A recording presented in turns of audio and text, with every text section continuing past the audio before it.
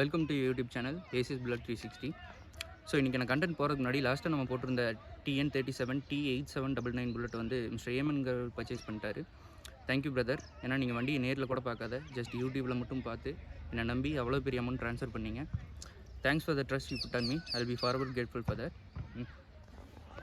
So இன்றைக்கி நம்ம பார்க்க போகிற புல்லட் ராயல் என்ஃபீல்ட். இது வந்து 1972 மாடல். இது வந்து ஒரு ஃபுல்லி ரீஸ்டோர்டு வெஹிக்கிள்.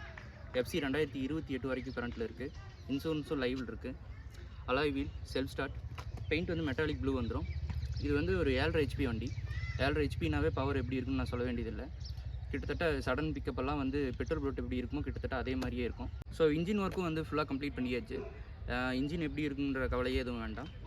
ஸோ இப்போ நான் ஸ்டார்ட் பண்ணி காட்டுறேன்.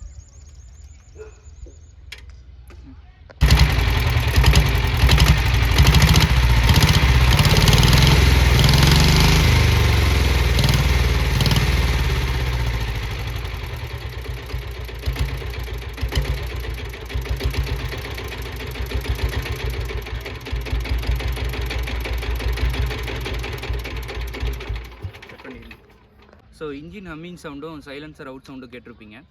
ஸோ அதுலேயே இன்ஜின் எந்த அளவுக்கு கண்டிஷனாக இருக்குதுன்னு உங்களுக்கு தெரிஞ்சிருக்கும்.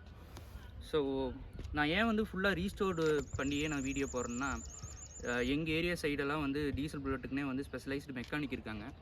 ஸோ அதர் டிஸ்ட்ரிக்ட்லலாம் வந்து அது ரொம்ப ரேராக இருக்கும். ஸோ நீங்கள் வண்டி பர்ச்சேஸ் பண்ணிட்டு சின்ன சின்ன கம்ப்ளைண்ட்டுக்கெலாம் வந்து நீங்கள் டீசல் புல்லட் மெக்கானிக் வந்து தேடிட்டு இருக்கிற மாதிரி இருக்கும்.